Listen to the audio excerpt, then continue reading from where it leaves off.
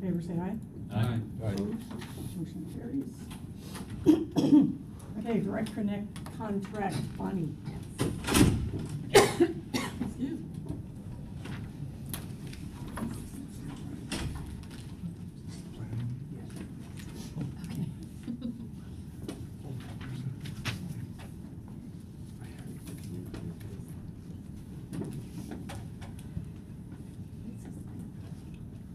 Okay. Okay, awesome.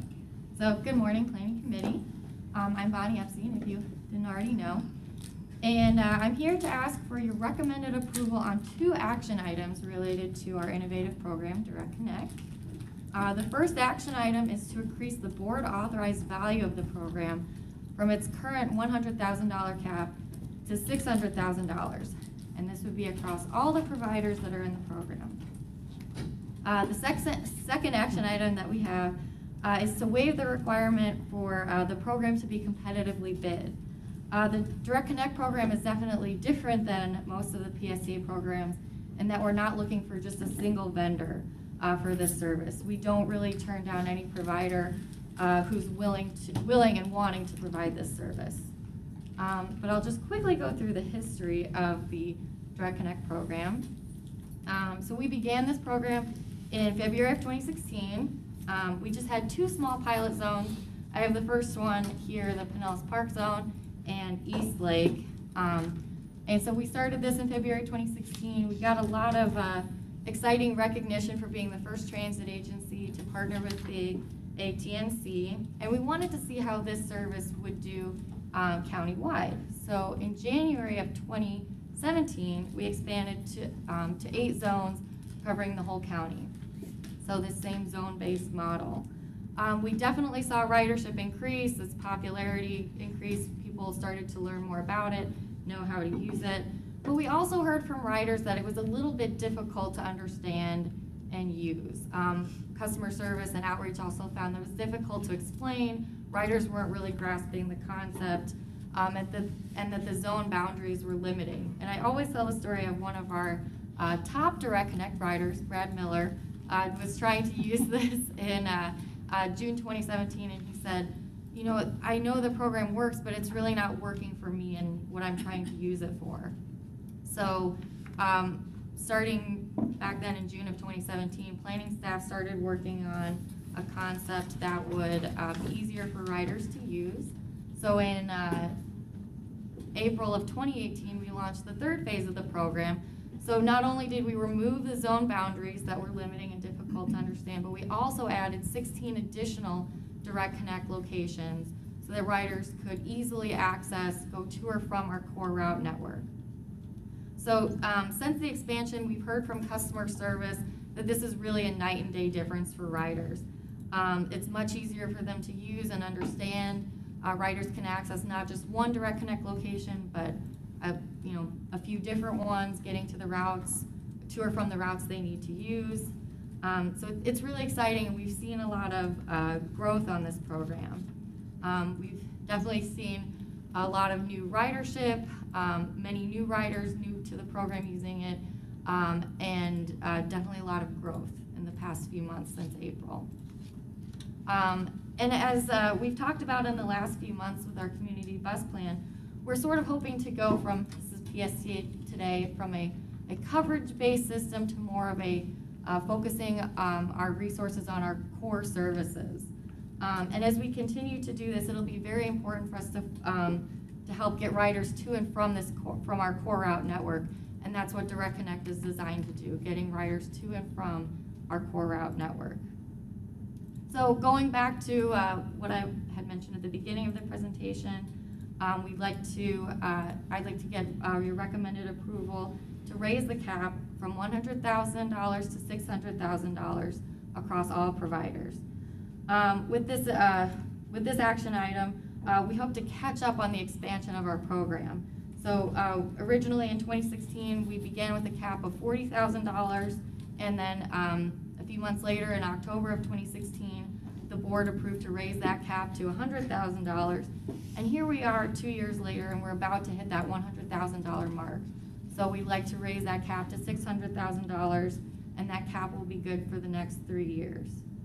And for our second action item, we'd like to waive the requirement for this program to be competitively bid, because as I mentioned, any provider that would like to join is welcome to. And I know Brad is very excited that I've been working with Lyft to get their contract process started. We've started negotiations with them. I've also been talking to a few local new ride providers about being interested in joining the program. So we're definitely open to any provider. So we are looking to not need to competitively bid this. But I'm happy to take any questions. So when I haven't tried it yet. So when you log in to get a Direct Connect ride, do you get the cost of it before you get? Yeah, I mean, and I, when you, right now for this phase, I didn't mention that we have a promo code that you need to put in, but then the PSTA option will be there. It's a little hand-holding icon in the Uber app. It shows the price up front. Oh, okay. Yeah, so they'll have the Shows your Uber X discount. price, Right. and then it's $5 off. But okay, yeah. All right.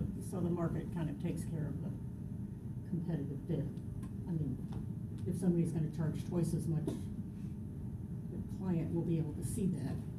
Well, PSTA pays a $5 subsidy no matter if the price is 25 or, Well, no, I know, but the background provider right. is gonna charge what they charge. If they overprice, they're not gonna get trips. Right, that's what I'm Right, saying. yeah, I mean, and the idea with adding more providers is that riders get more choices, so that, you're right, if there's an Uber surge, they can go and look at United Taxi, they can Yes. open their Lyft app, and, you know, find the rider that they want, or that's cheapest, or has the lowest wait time, whatever works best. Did you mention that there was another one that you were?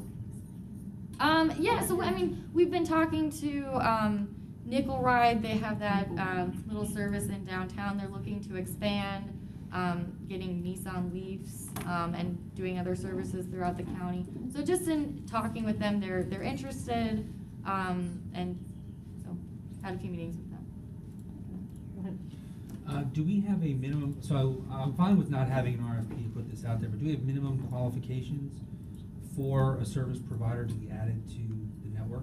Yeah, I think we can work on like, you know, definitely a set list, but just being able to provide the service, you know, countywide, making sure that trips go to and from the locations, the service hours. I mean, we will only pay for trips that are qualifying. So as long as the company is able to provide qualifying trips, more having the technology and the billing We staff. have a standard contract that Uber, United Taxi, and a wheelchair provider called Wheelchair Transport have all signed that does have requirements that up until recently Lyft was not able to sign because there's technical requirements like you have to have a geofence ability in your system so that we know that the people are going to only to the designated bus stops and things like that.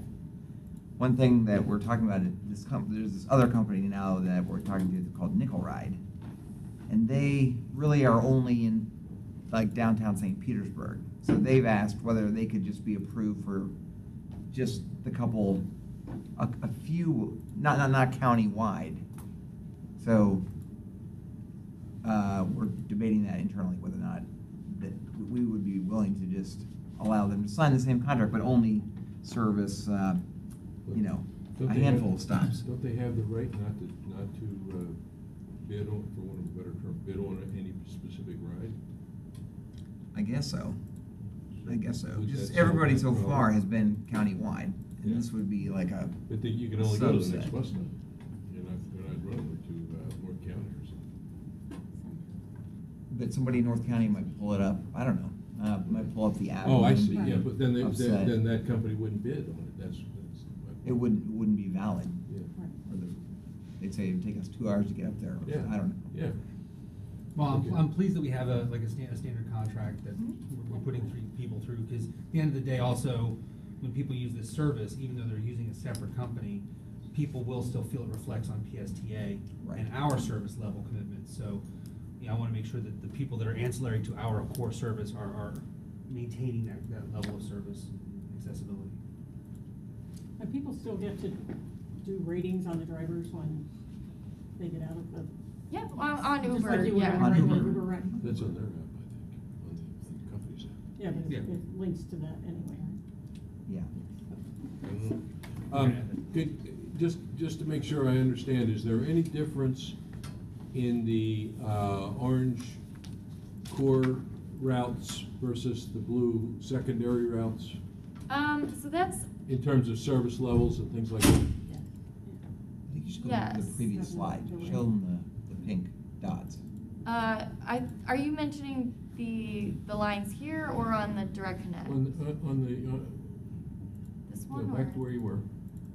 Back here? Yeah, okay. Yeah. Okay, now so if we go to the proposed one, Mm-hmm. okay. For instance, on Olmerton, there's a couple of 3 or 4, I guess 3 dots there. Mm-hmm. But on the orange dots, there are the same orange dots. So what I'm asking is there any difference in the coverage or the ramifications of the ride between the core routes and the secondary routes? No, well, the level of service and the service hours are the same across all Direct Connect locations. Mhm. So the hours are 6 a.m. to 11 p.m. To get to or from all the Direct Connect locations. But I think Yeah, that the color of the lines just reflects possibly how frequently the route would run. Right, Based right. on the frequency. Question?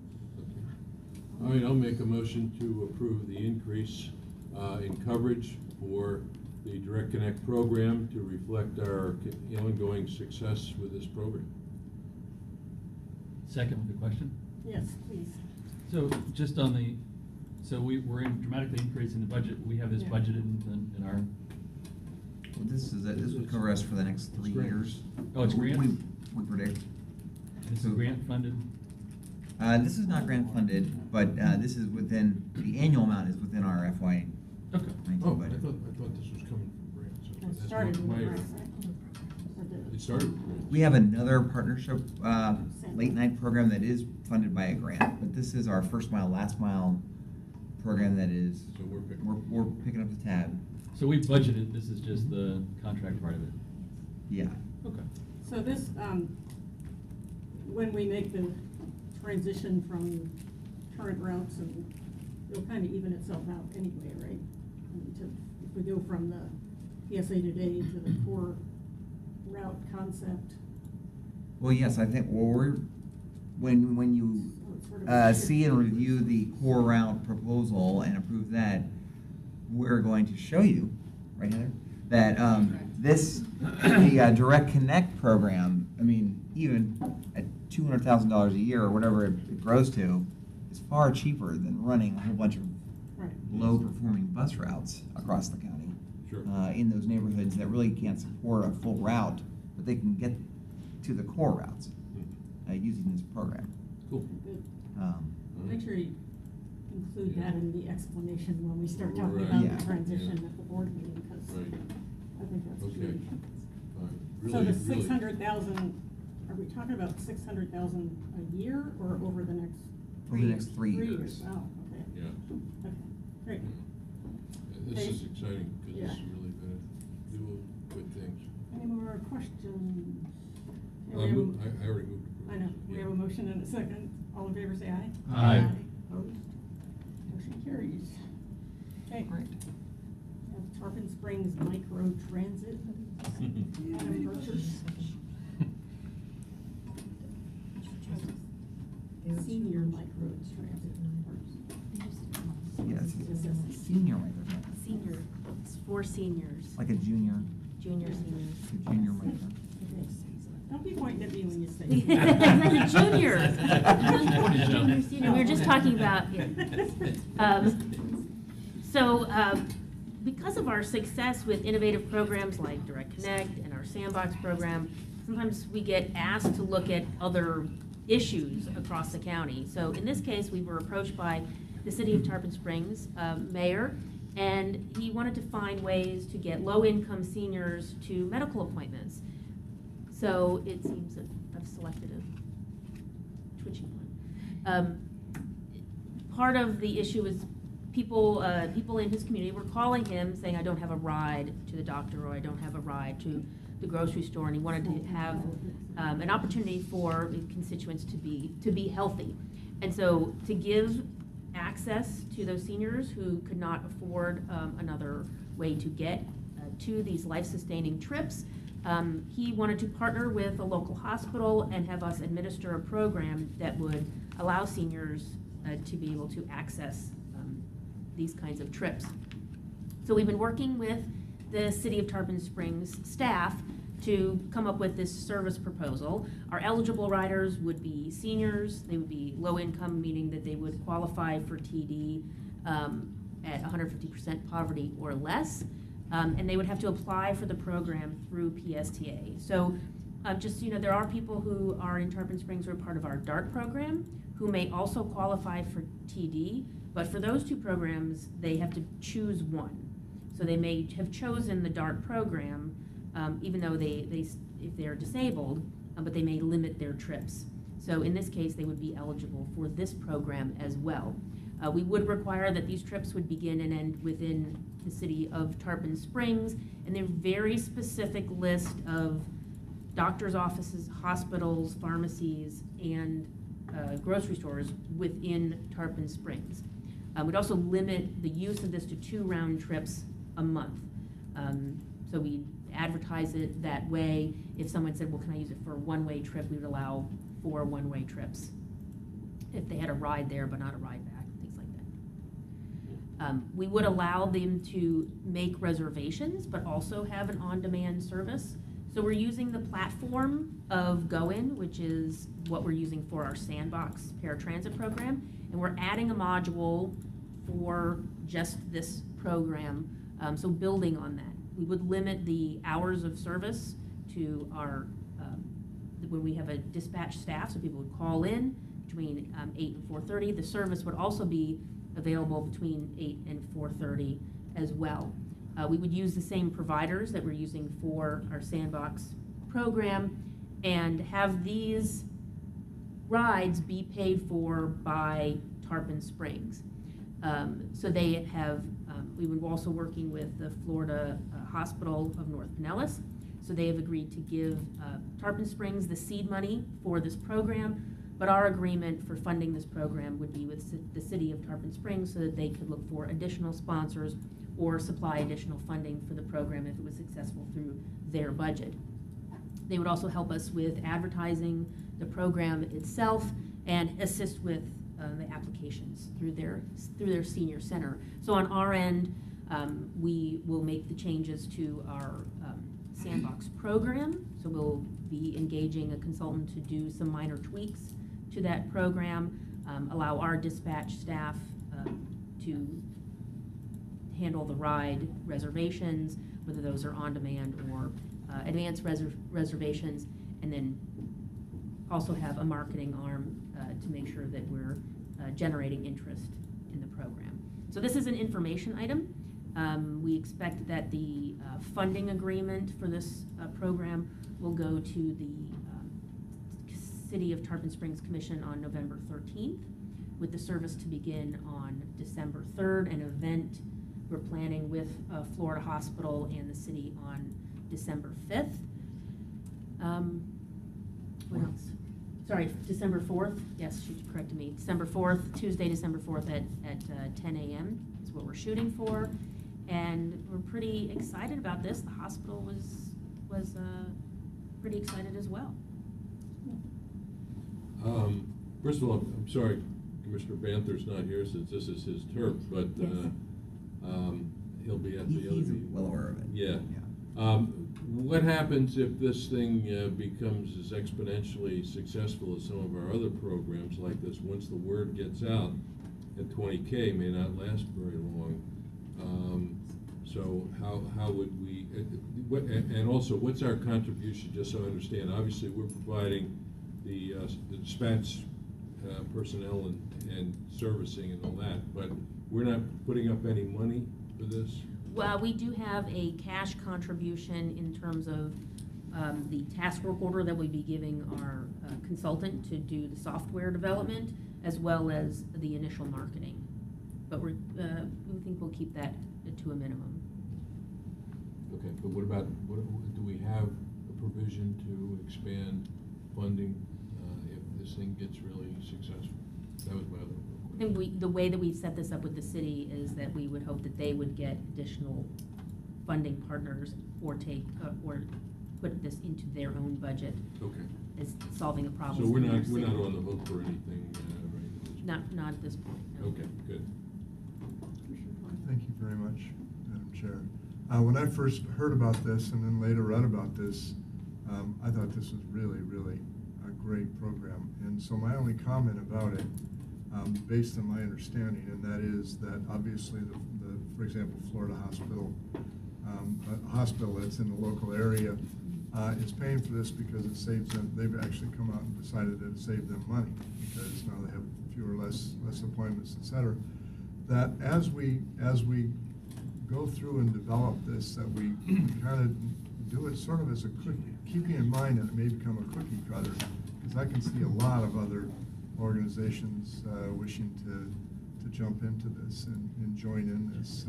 I would think, and using the same concept of them having to get their own funding for it, and obviously we have the requirement for the infrastructure from the standpoint of scheduling. But once the infrastructure is in place, I would assume that it's a minor thing. It would be a great advantage for anybody, any municipality that wanted to do this. So I'm really excited about it.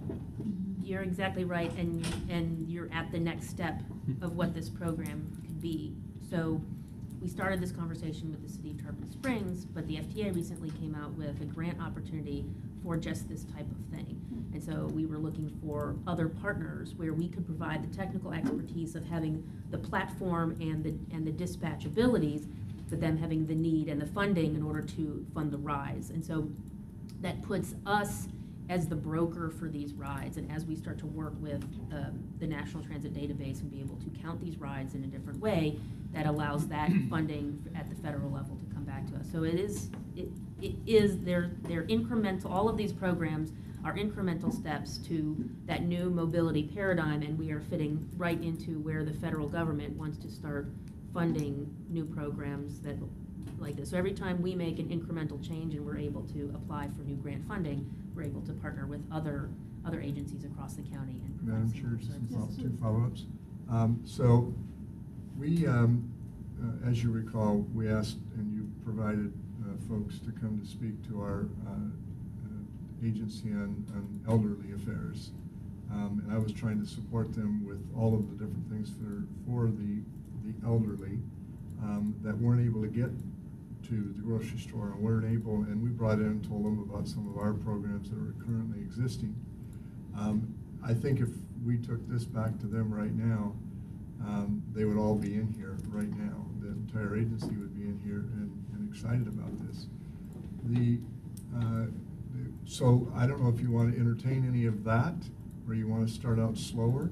I'm just asking. And then the second, I know it's informational, and the second thing is that we talk about this the qualification, the poverty. Can you remind us what that is at this point in time? You're talking about they have to be with 150%. What is the poverty? Is it by location for this, or is it for the county, or is it for the where is it? So it's for the state, and it's by how many members are in your household and what your annual income is based on the number of members in your household. And so it is adjusted every year. I want to say it's something like 18. It's a little above 18,000 for a single person, like 22 or 24,000 for a household of two. That's 150? Yes. 150%. Yeah. So the biggest concern for the city of Tarpon Springs were those residents that were on Social Security checks of $1,000 a month or less. Would they be qualifying for this program? And so I think we've met their criteria.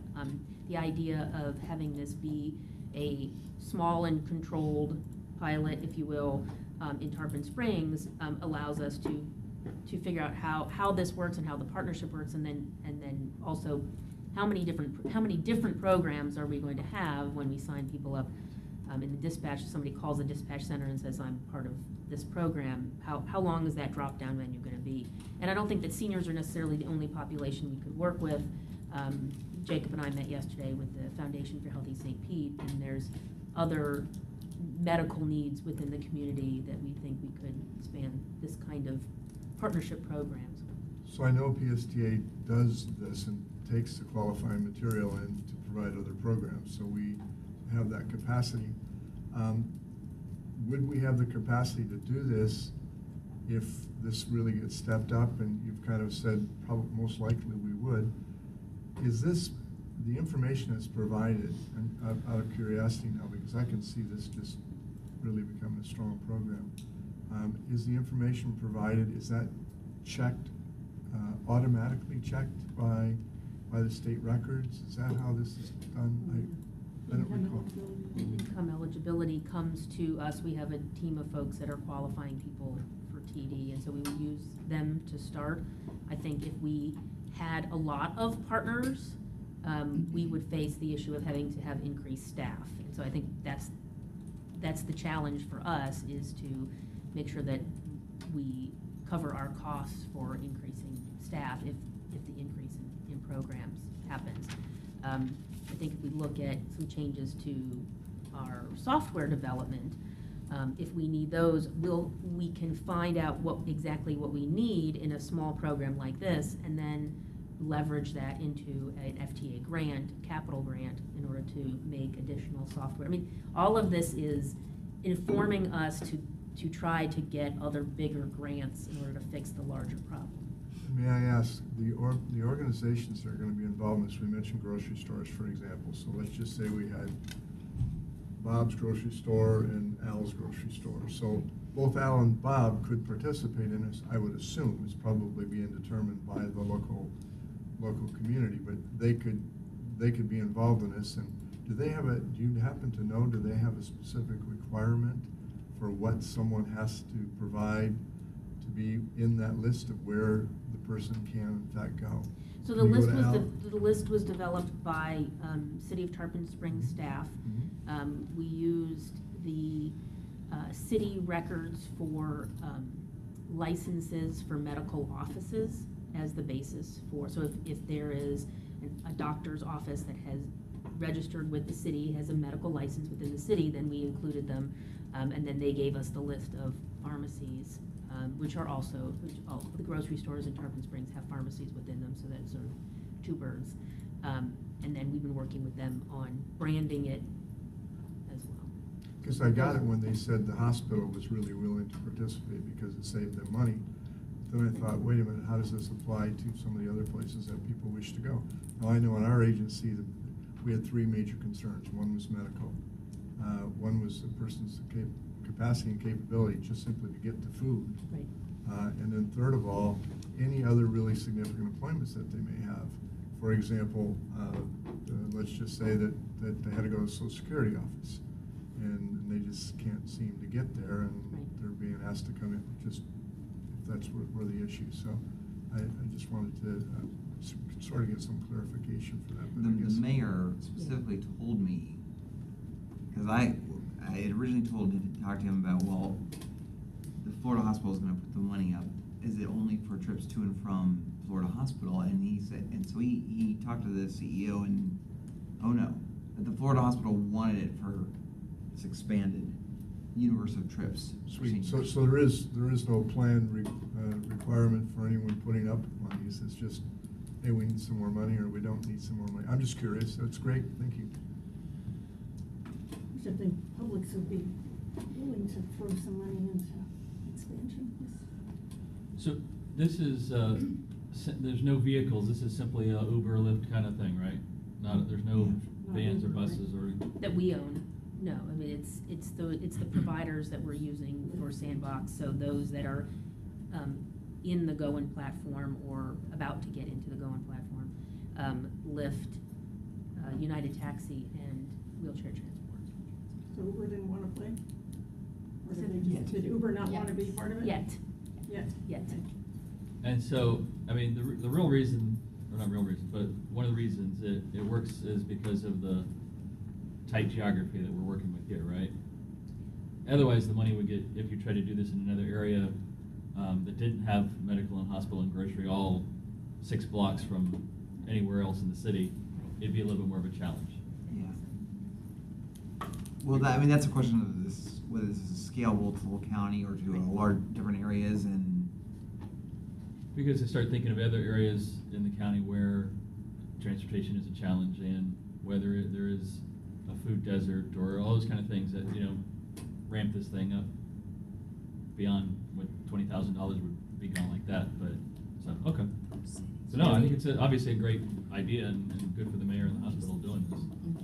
So yesterday, we also talked to the Foundation for Healthy St. Pete, and they have some of their grantees who are looking to get certain populations to their medical appointments, but their medical opportunities might be a lot smaller geographically than this, meaning they have very specific locations, like, let's say they have to go to a blood bank once a week, then it would only be to the blood bank or something like that. Right, and like Commissioner said, it'd be different if you lived in Mid or North Pinellas and you had to get to All Children's Hospital for appointments that were a challenge, transportation challenges.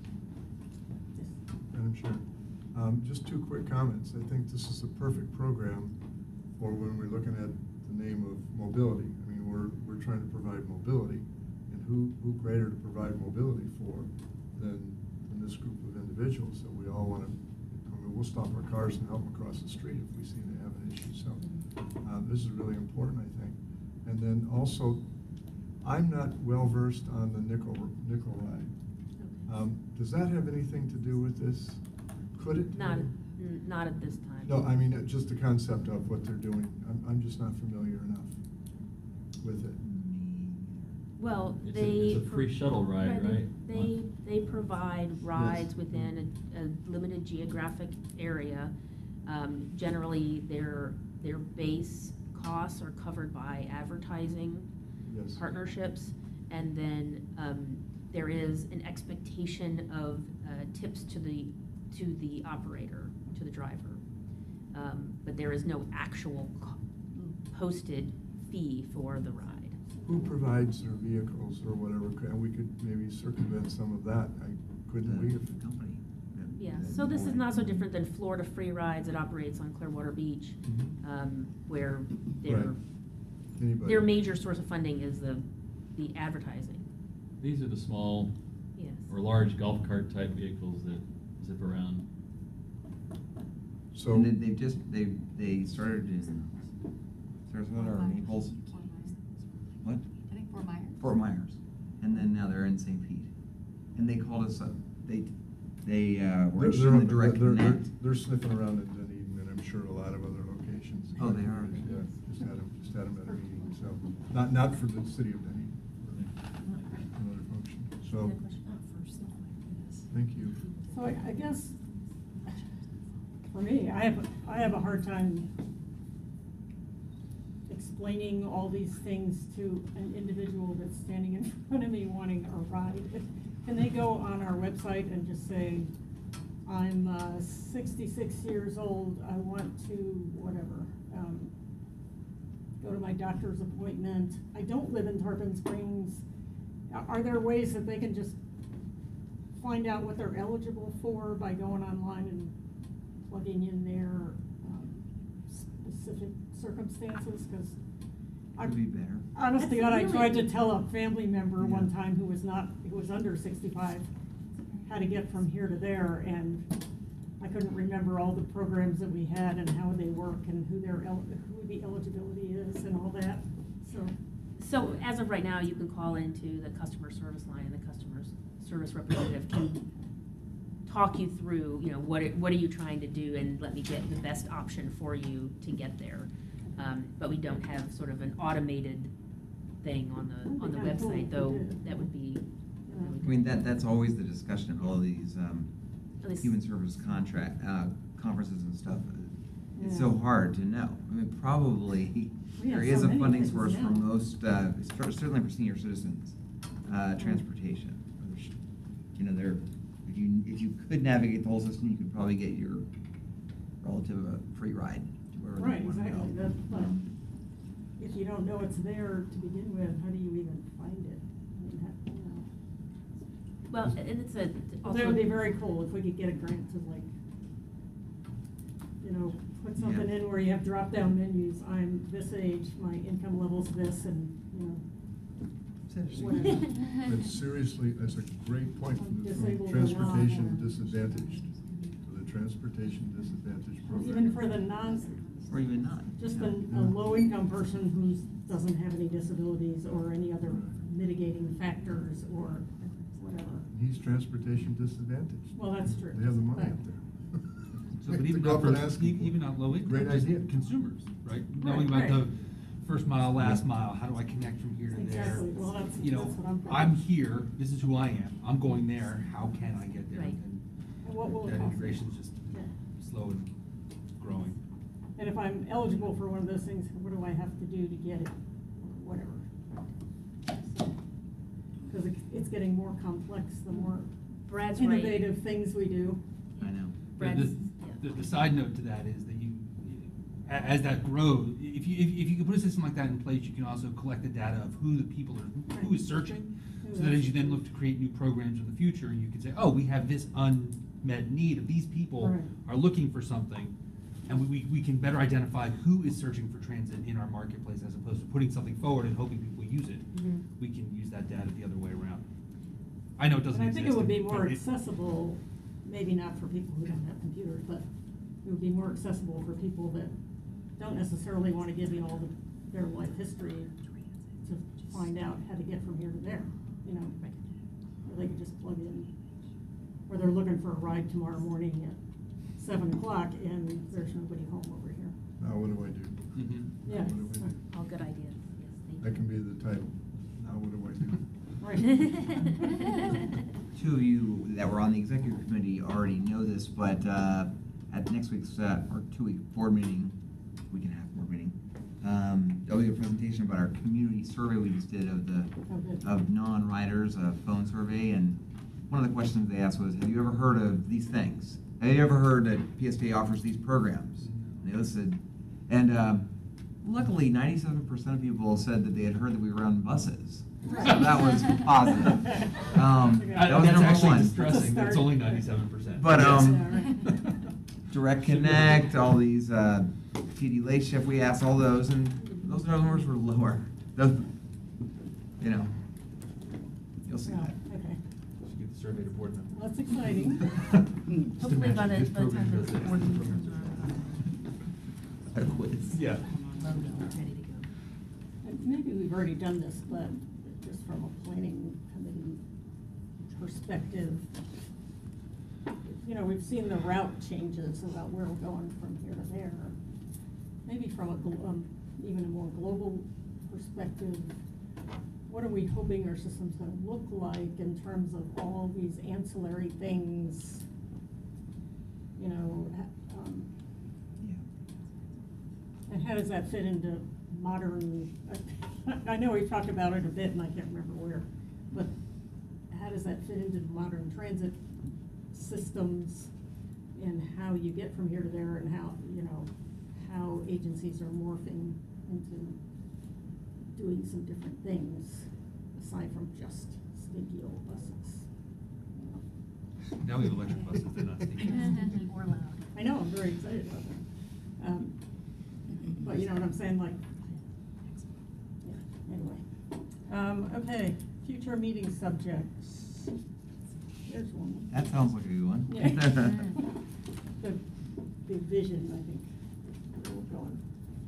I had a subject for this meeting and as well as for the executive committee. Okay. And it's the very subject that you were talking about, because this is, the programs have gotten, I'm doing the same. I'm trying to get out, you have to go up and look or call somebody. Oh, we and sit say- on these committees, it's like, I and can't say, even "What's explain this happening?" stuff. So I wanted to just make to put it up for consideration.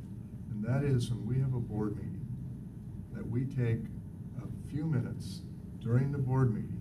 That we take a test? No, to upgrade who's ever, we act like we're updating the audience, but we're really, also, all of us are getting updated about one particularly important part of our program.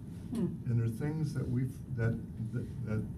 that the staff here is involved in, so they know it inside and out. And so they look at us and they expect us, well, they think that we know it. And of course, we leave here and then we go to another meeting that's about something else. And we've got all these things floating around, and then somebody comes to us and says, well, what about this program? And well, I don't know, look online. and so I made a presentation again to the elderly group as a reminder of some of the programs. I just gave them the basics, very, very basics. And the eyes were rolling in their head, literally rolling in their head. And I realized that I was struggling myself, although I had looked it up.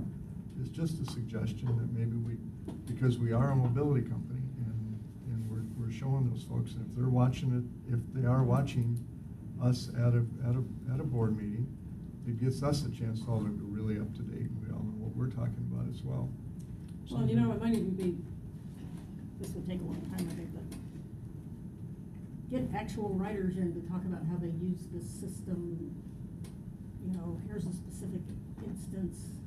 You know, I go online, I find out where the direct connect is, and then I figure out my route, and then I'm there, and it takes X amount of time, and it costs me this much. And, you know, No better because I teacher think than- that's more concrete for me Yeah. to figure out. No better teacher than a doer. To that end, I would suggest people attend the track meetings. I mean, I try to make them regularly, but that is, our riders who are using this, they're beta testers for the new things. They have no problem telling you what's wrong. They have no problem telling you that is fantastic. And they're here regularly, so. Ask them to come in and do some. Yeah, I mean, some that stuff was like really the that with goal board. of They creating would track, probably is to love get that. some real life people that could explain. Do it at our meeting, because Yeah. it's not, I'm not just talking about us now, I'm talking No, about I somebody know. that's listening, that Right. can then Yeah. gain the information that we think they think they already have. Look at them, they know they already have it because they produced it. They're confusing the hell out We of just us. have to show it and remind them, even though it gets boring for y'all. No, no. No, it's redundant sometimes, but it's good. I think it'd be really good to do it. I just offer that up. No, I think that's a great idea. And if the track committee could help us, that would be great. Yeah. Yeah. Doer's the best teacher. I think it goes to the point, we were in a Ford Pinellas meeting the other day, and there was a land use or something like this, and it took me 6 questions to get through the government language of what this actually means on the street. What, we can't put a pharmacy here today, but tomorrow we can. That's what it meant. But we had all these technical government terms and all it, and if we can't explain it to Mrs. Smith next door, that's our fault, not her fault.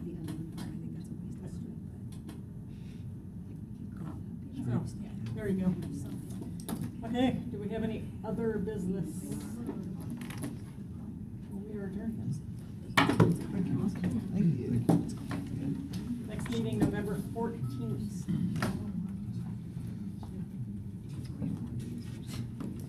Staying on. November 14th? Oh, good. Yeah. Executive planning. Yeah, I won't be here. Oh, Week Lisa, after we yeah. go.